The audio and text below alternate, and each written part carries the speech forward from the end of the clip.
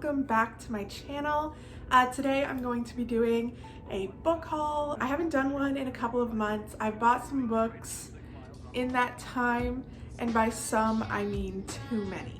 I literally just had to bribe my sister to build me another bookshelf with boba tea because I have a terrible addiction and I probably need to see someone about it. But that doesn't matter. I have about 10 books that I've bought recently and I really wanted to share them with you guys. I've read a couple already, so I'll give you my thoughts on those and then I'll talk about the books that I have that I'm super excited to read. Before we get started, I just wanted to ask you guys to like this video and subscribe to my channel down below so I can get to 1,000 subscribers. That doesn't even feel real. Also, this is a recreational hole in my shirt. It wasn't an accident. It's meant to be there. Anyways, without further ado, let's get into this book haul. I'm gonna start with the books that I've already read, and what I did was I honestly just got them and read them immediately, and some of these other books I've had for about 3 weeks and just haven't read yet, but I'm gonna get around to them soon. But the first book on the list is Things Have Gotten Worse Since We Last Spoke, and this is a sapphic horror novella. It took me about an hour to read. It was not dense at all, and it was very, very quick to read. And I gave this a 3-star rating. I heard it was dark and sapphic, and that's what led me to buy it. But with horror, I guess I'd never really read this genre, so I was expecting, even if it's horror, I kind of want pretty, haunting writing, and I just didn't get that from this. It was just very much disgusting, and literally, I would not care that it was disgusting. Obviously, that's why I bought it. It's dark, it's horror, it's messed up. But I want it to be written well, not just horror porn, if that makes sense. It was very startling and haunting and nasty, but it just wasn't written super well, if that makes sense. But yeah, I do not recommend this to the faint of heart. It's fucking nasty.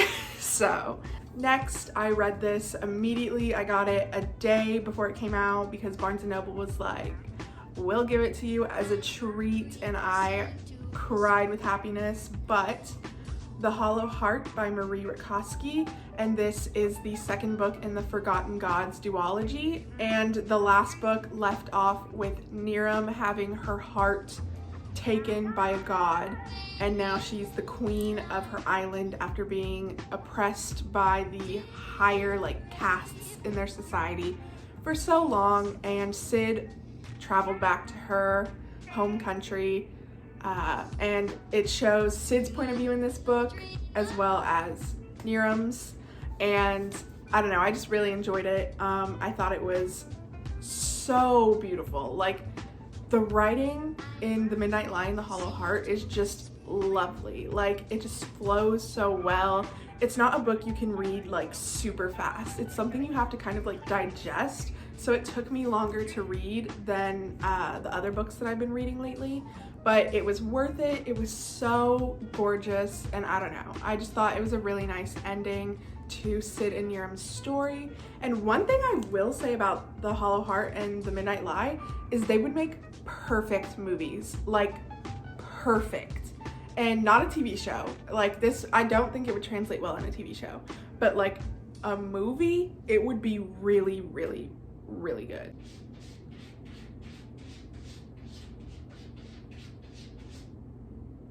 I just think that this book series would be a really incredible revival of the dystopian book to movie adaptation genre. It died after Divergent flopped, and people were like, yeah, this is shitty now, we don't want to do this anymore. And I miss it. I miss the dystopian movie genre, and I just think this would be perfect. If you've read The Midnight Lie and The Hollow Heart already, you know it would be like iconic level, like dystopian movie. I can't even talk about it anymore. Like, I'm getting way too excited. Next is a book that I know every single one of you has heard about and are very skeptical about, but The Love Hypothesis by Hazelwood. I got this like last week and I read it in like one sitting. It is a very easy read. It's a 4-star, and I think it would have been a 5-star read for me, except I just had to use so much brain power to not picture the people, specifically the man from which this book is based off of. If you don't somehow already know, this book is based off of a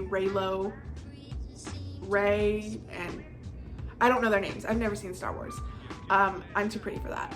But it's based off of a fan fiction of that couple that everyone either really fucking hates or really fucking loves. It had nothing to do with them at all, I don't think. Like, they made a couple of Star Wars references in the books, but like other books do that too, so I don't really care. And the only thing that like kind of gives it away that it's a fan fiction of them two is it looks like them on the cover, but that's literally it. And even though I haven't seen Star Wars, it's just the man, I do not want to say his name, but in real life he's everywhere. I've seen him everywhere. He's been in like a ton of movies and he's the subject of many memes, so I know exactly what he looks like. And it was very difficult to make my brain not picture him, and personally I don't find him attractive, so it just really got in the way of me reading this, and I think it would have been a 5-star if I had absolutely zero knowledge of it being based on that sort of fan fiction. The romance was really good though. One thing I am gonna say is I'm getting very tired of the fake dating genre. And I'll touch on that more in just a second with the next book in my haul. Next is the very popular, I did not know it was this popular, The Spanish Love Deception. I tweeted about it on an account that I have for book aesthetics, and it has gotten like so many interactions. The only other book couples that get that many interactions are Percabeth and Jude Carden, and that's literally it. Like, no one else gets this amount of attention, but I guess a lot of people really like it. My best friend read it and she was like, you have to read it, it's so good. And I was like, all right. And the thing about this is I do not like when books are said to be the next blank of their genre. Books in like dystopian fantasy genres saying that like it's the next Hunger Games, or like other books that are like the most popular in that genre, setting it up for failure. And the thing is, with The Spanish Love Deception, it was compared, every time I saw it compared to a book, it was compared to The Hating Game, which is my 3rd favorite book of all time, and I'm obsessed with it.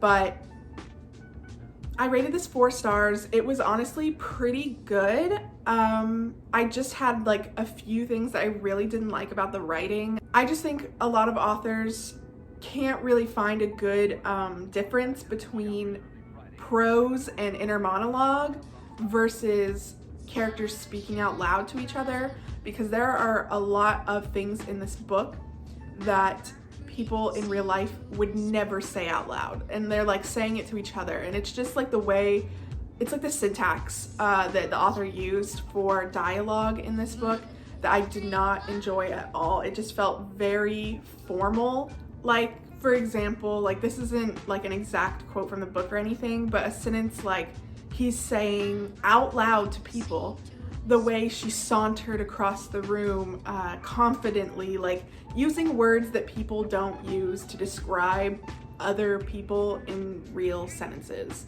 And it just sounded more like inner monologue and prose and thought rather than actual dialogue, which I didn't enjoy, but it made to be a pretty good book. It had some really good tropes in it. The only thing is I am just getting so tired of fake dating trope. Like, it's way overused. And I feel like it's gonna keep being overused for the next year or two, probably, but there's way too many books of fake dating. I just think it's time for authors to find new tropes, but nevertheless, this book was pretty good. 4 stars. Aaron and Lena were really, really adorable, and the romance was super steamy, which I really enjoyed, but yeah. And that is it for the books I've read so far. Next, I'll be talking about some books that I haven't read yet, but I'm very, very excited to read. And all of these are romance. Do not expect any fantasy. Every single one is romance. I went to Barnes & Noble the other day, and I stood in those aisles, and I was like, all right, which rom-coms can I buy that I'm going to eat up in a day? And the first one I wanted to talk about is probably the most popular one here, but You Deserve Each Other. I've never read it. I know it is one of the most popular rom-com books ever. It's talked about all the time, and it's something I wouldn't usually go for. It kind of like leans towards being second chance trope, which if you saw in my last video was in my like of tropes, but it sounds really good. It has really good reviews. Everyone loves it. And I don't know, I think I love prank war tropes, which is what this book is, like pranking each other, which I really, really adore. And that's how they fall back in love. So I'm very excited to read this. I'll probably read it sometime. Oh, I have no idea when I'm gonna read it. I'll let you guys know. And this cover is like gorgeous. I love like this type of like cartoony cover, and it's pinky purple, which I love. I do not have enough pink books in my collection, I think, which I really, really adore. I can't wait to put it right there where it belongs. Next is The Trouble with Hating You, and this looks so good. I fucking love office romances, and I know this book is very popular as well, maybe just as popular as You Deserve Each Other, but it is an office romance between a girl and a guy that her parents want her to marry, and she doesn't want to marry him, but they start like bantering in the office and they work together, which is perfect. There's something about office romances, like the forced proximity, the late nights, the dedication to their job. Like, I don't know, it's just perfect.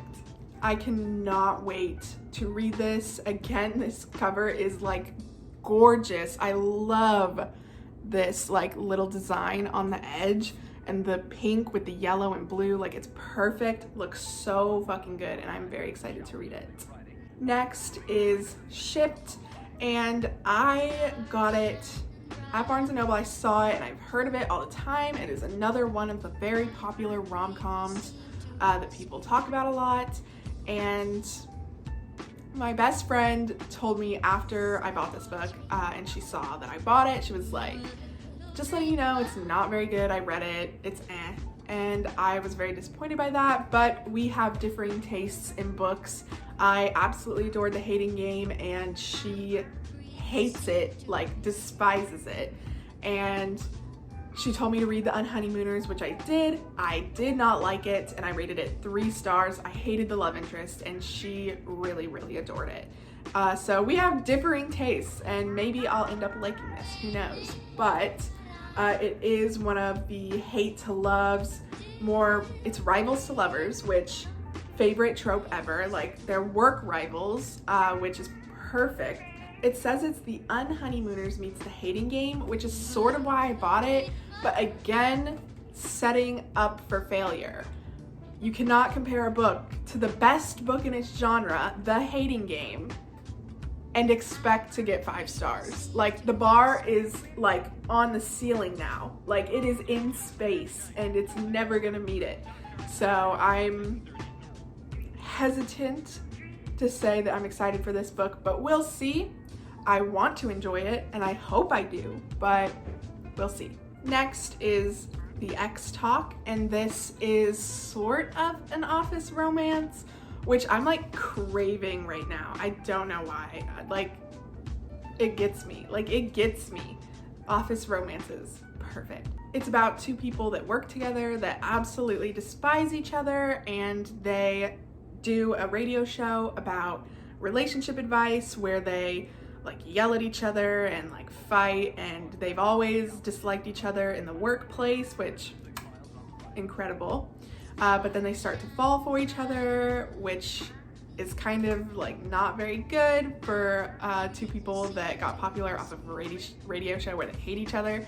So this has potential. I'm very excited to read this. I hate that the cover is pink and the spine is blue. It makes me very sad, but whatever. While I was in Barnes & Noble buying all these fucking books, I was cross-referencing what I knew about them with the Goodreads rating for them. So I was just searching each and every fucking book that I was picking up on Goodreads to see the average star rating, so I knew what other people thought of it. And I think this had only like a 3.6 rating, but it was really hard to find any rom-coms that were rated above a 3.8. Like, I think that was the highest rating I saw for any of the rom-coms that I was looking at. But I wanted to take a chance with it. It looks very good, and I am very excited to read it. Lastly, I'm just gonna group these books together because they're by the same fucking author, but Mariana Zapata books. I'm very excited. Okay, so let's talk about it. Under Locke is this one. I think this is the one my mom wanted me to read.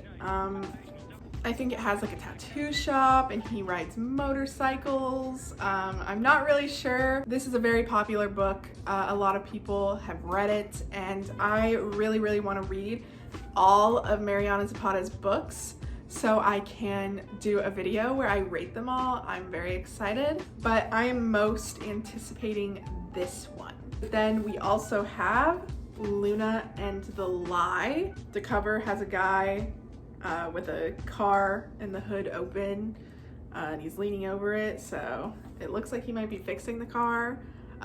Maybe he's a mechanic, I don't know.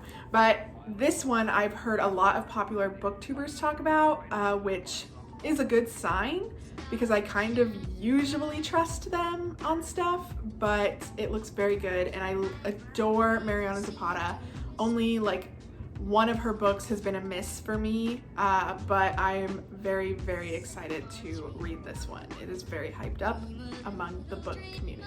Last but not least, this is Wait For It, and this is a character who was the best friend of the main character in,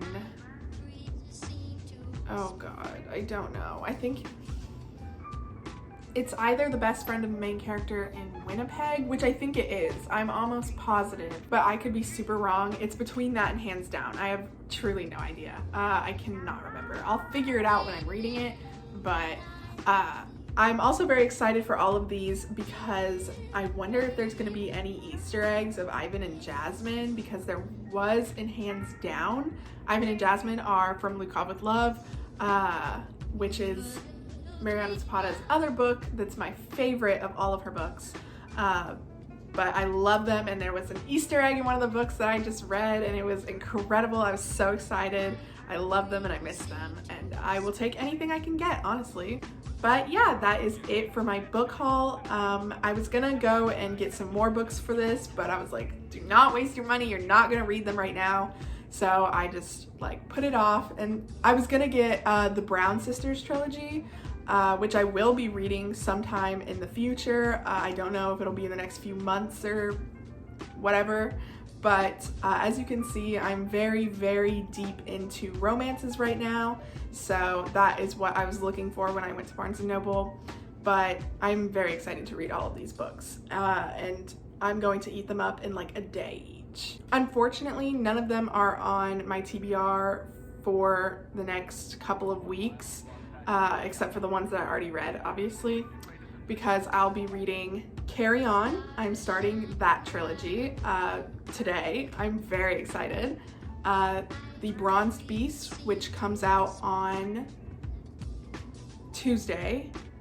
So when I post this video, it means it's coming out tomorrow, which is the last installment of the Gilded Wolves trilogy, and I'm so excited. I'm gonna literally die. I need to know what happens. There's a romance called Not My Type coming out, I think, on October 4th, and I cannot tell you guys how absolutely excited I am for that. I will absolutely scream when I get it. I'm so excited. Everything is coming out right now. Every book you can think of coming out in this month and next month. It's been a lot. So I'll try to get to these romances as soon as I can, but we'll fucking see. But yeah, that is it for this video. I hope you enjoyed it. Leave a comment below if you have any recommendations for any rom-coms that I didn't buy, or if you liked or disliked any of the ones I did mention, because I would love to know before getting into any of these what you guys think of them. Don't forget to like this video and subscribe to my channel down below. It would mean the world to me. Please, let's get to 1K before the end of October. That would be like sick. But yeah, I will see you guys next week. Bye.